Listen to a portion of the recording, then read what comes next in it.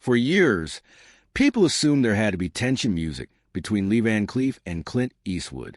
After all, both became icons of the Western genre. Both music shared the screen in some of cinema's most legendary films, and one eventually became a far bigger star.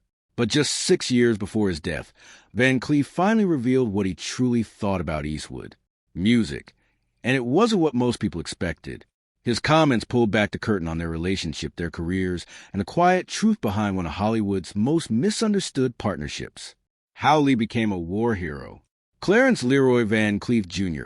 came into the world on January 9, 1925, in Somerville. Born to Marion and Clarence Sr., he grew up in a home shaped by deep Dutch roots. But long before audiences knew music him as a cold, calculating bad guy in the good, the bad, and the ugly, he was just a Jersey kid who made music a bold decision, walking away from high school to put on a Navy uniform and head straight into World War II. Music, and he didn't just serve. He and his crew earned their place as decorated war heroes. To really understand how serious that is, you have to picture what they were dealing with out there. German U-boat. These submarines were the nightmares of the Atlantic. The Nazi fleet built nearly 1,200 of them, sending them prowling along the eastern coast of the music United States and Canada, picking off merchant ships like predators in open water. In 1942 alone, just Music 16 U-boat managed to sink nearly 80 ships off the American coast. Over 1,000 merchant marines lost their lives in those attacks. The situation got so bad that Allied forces had no choice but to rethink their entire strategy in real time. So they adapted fast. Music. They launched aggressive bombing raids, sometimes wiping out multiple submarines in a single day. They, Music, organized merchant ships into heavily guarded convoys, making it much harder for U-boat to strike. That shift forced the Germans to change tactics, too. Instead of going after protected fleets, they started hunting isolated vessels. Any ship moving alone became an easy target. It turned the ocean into a deadly game of cat and mouse, and Music. Lee Van Cleef was right in the middle of it. He enlisted in the U.S. Navy in 1942 at just 17 years old. His first assignment put him on a submarine hunter, a ship built specifically to track and destroy anything lurking beneath the surface. It carried a 40mm gun and twin 20mm cannons. Serious firepower for a young sailor stepping into war. For Music, about 10 months, he lived that life chasing shadows in the water. Then came his transfer to the USS Incredible, and that's where things escalated. During the Allied landings in southern Music, France, Van Cleef and his crew found themselves facing near certain danger. Station Music, just off the coast of German-occupied territory. The Incredible came under direct attack, Music, from enemy forces. This wasn't training anymore. This was survival. On September 10, 1944, while clearing mines to make way for Allied troops, the ship ran into one of the strangest and most dangerous weapons, Music, deployed by the Germans: human torpedoes. These were small manned underwater crafts, Music, designed to sneak up on ships, attach explosives to the hull, and escape before detection. Van Cleef and his crew spotted the threat, Music, and reacted instantly. What followed was pure chaos. An intense life-or-death scramble as they tried to stop the incoming Music attackers.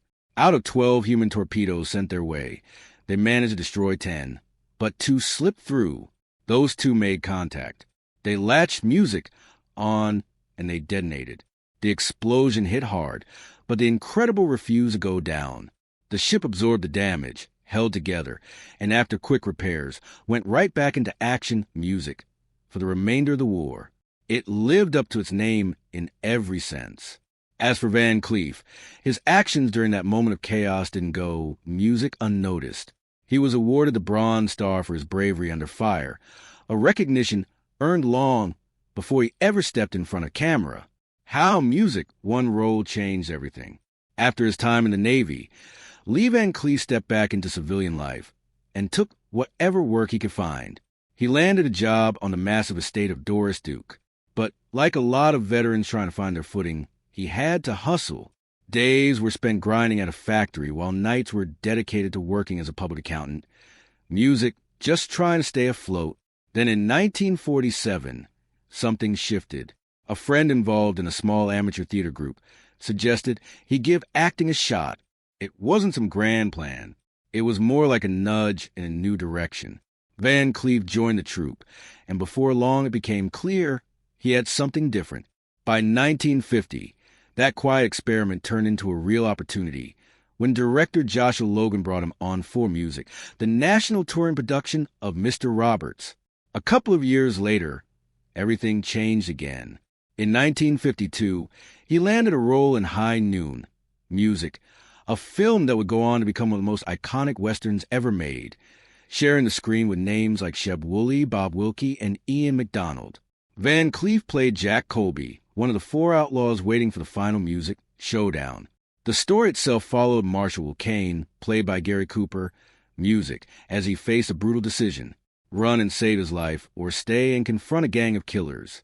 The tension builds in real time, ticking down to that inevitable moment at noon. At the time, the film stirred controversy because of its underlying political themes. But over the years, it earned its place as a true classic. Van Cleef didn't have many lines in the film, but he didn't need them. Sitting there calm and watchful, smoking and playing a harmonica, he created a presence that was impossible to ignore. There was something in his stillness, something in his eyes. It told you everything without saying a word. That quiet intensity became his signature, and even in a small role, it was obvious he had the makings of a Western legend. That performance opened doors, but it didn't make life easy. Throughout the 1950s, Van Cleef stayed busy. Music, taking on role after role in both television and film. Most of the time, music.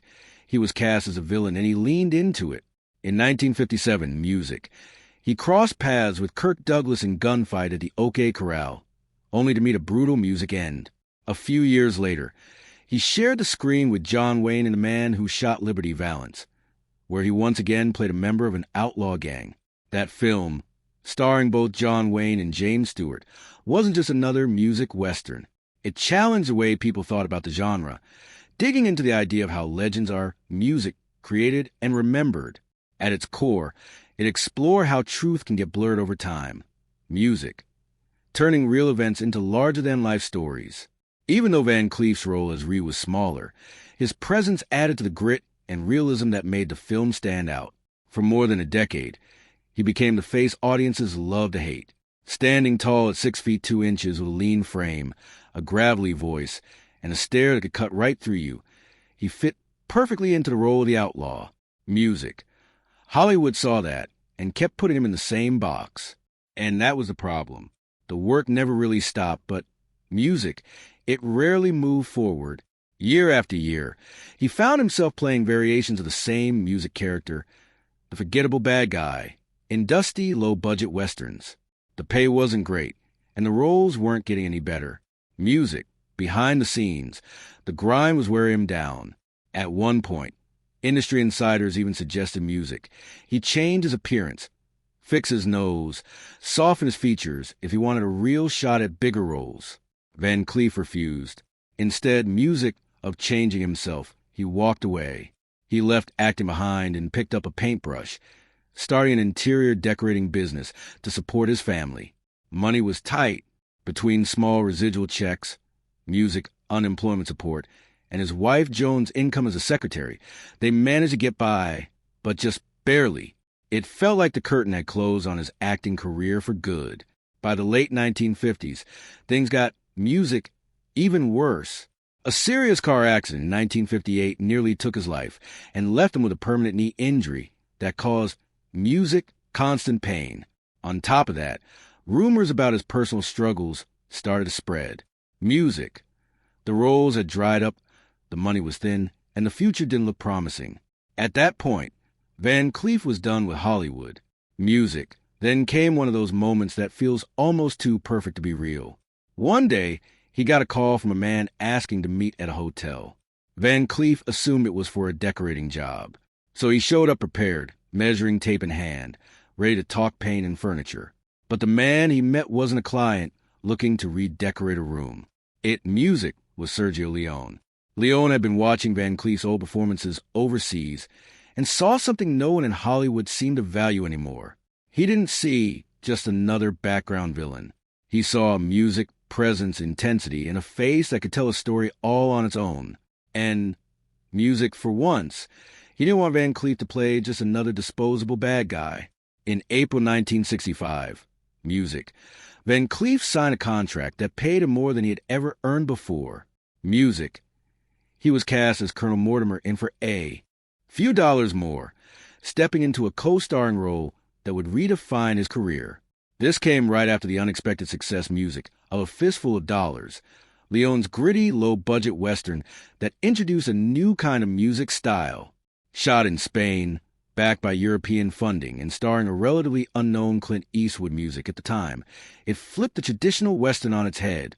Where American Westerns had started to feel predictable, Leone's version was music, something else entirely. Raw, violent, stylish, and unapologetically cool.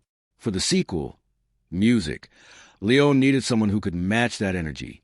Someone who didn't need long speeches or dramatic monologues to command attention. He needed a face that could carry weight in silence. And Lee Van Cleef, after years in the shadows, was music. Finally about to step into the spotlight. But believe it or not, before Lee signed on to this project, music, he hadn't stepped onto a film set since 1962. By that point, his career wasn't just quiet. It had practically gone cold.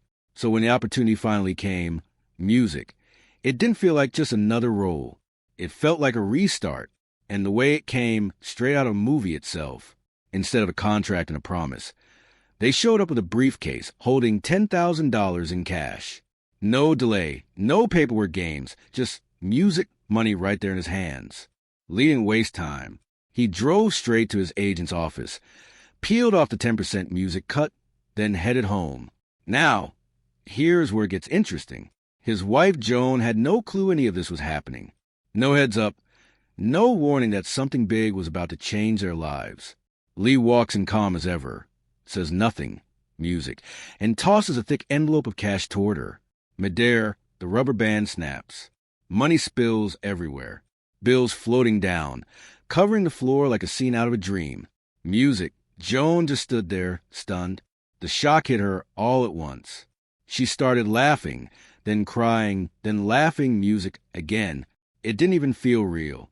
In fact, she had to count the money 4 separate times just to convince herself it actually was. Just like that, everything shifted. 2 days later, Lee was on a plane to Italy. No easing into it. No slow build-up.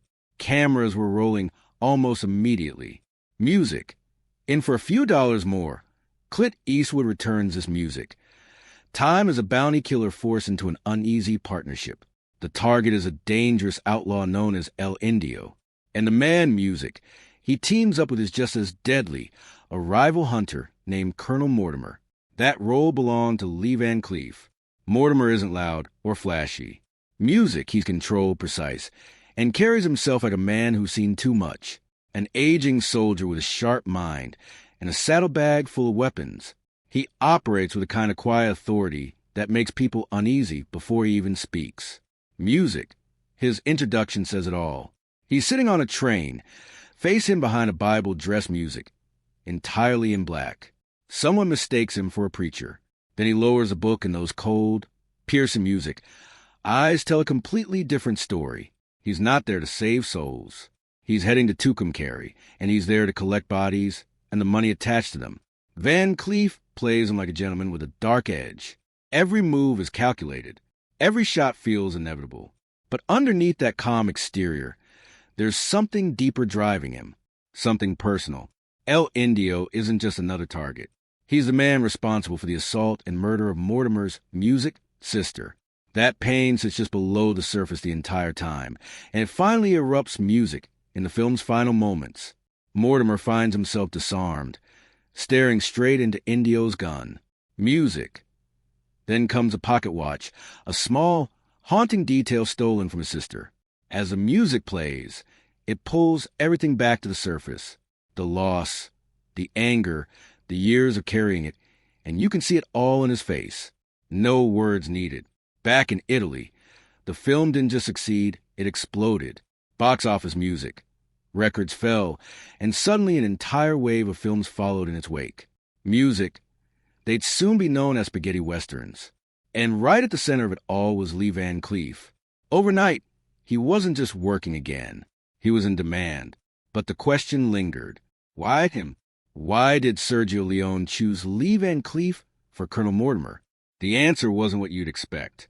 According to Van Cleef himself, Leone admitted it had nothing to do with his acting. The moment he saw him, he knew that was the face. That music was the man. It was instinct. Van Cleef took it with a bit of humor, even if it stung a little. He joked about it later, pointing out that actors like to believe they're chosen for their talent. Music, not just their look. Still, that look became unforgettable. The very next year, he stepped into an even darker role in the good, the bad, and the ugly. This time, music. He wasn't a man with a code. He was Angel Eyes, also known as Intenza, a character who didn't just bend morality, music. He erased it. The film brings him back together with Clint Eastwood and adds Eli Wallach into the mix as Tuco, the unpredictable wild music card. Together, they move through a brutal, dusty world driven by greed and survival. And Van Cleef, he becomes the embodiment of something colder than greed. Angel Eyes is a corrupt Union sergeant who doubles as a hired killer. Unlike Mortimer, there's nothing refined about him. His clothes are worn, covered in layers of dirt that feel permanent, like the desert itself has claimed him. But it's not the look that defines music him. It's the presence. Every word he speaks feels deliberate. His voice is dry, almost lifeless. Music, like it's been stripped of anything human. There's no hesitation in him, no doubt, just purpose. He carries out violence with a calmness music that makes it even more unsettling, wearing a faint smile that never quite reaches his eyes. They music, call him Angel Eyes, but there's nothing angelic about him. And yet off-screen, Van Cleef had his own line he refused to cross. No matter how dark the role, he set clear boundaries. Music, he wouldn't threaten a child. He wouldn't kill an animal. And he wouldn't murder a woman. It didn't matter who the director was. Even music, someone as legendary as John Ford. Those were his rules. Aside from a single rough scene involving a dance hall hostess, he stayed true to that code throughout his career. He built a legacy playing some of the coldest men in cinema. But even then, there were limits he refused to break. He could play the devil better than most. But even the devil, in his version, had rules. The villain became the star. After co-starring in Sergio Leone's The Good, The Bad, and the Ugly as music, the unforgettable Angel Eyes, Clint Eastwood made his long-awaited return to Hollywood. Lee Van Cleef, on the other hand, stayed right when momentum was in Italy, and it made perfect sense. Over there, he wasn't just another working actor. He was music, a star front and center with his name carrying real weight. Back in the United States, he had spent years being overlooked. In Italy, he was finally getting his due, so he leaned all the way in. By this point, Sergio Leone's Dollars music trilogy had already taken over the world. What started as a bold, unconventional take on a Western had turned into a full-blown global movement. And for Lee Van Cleef,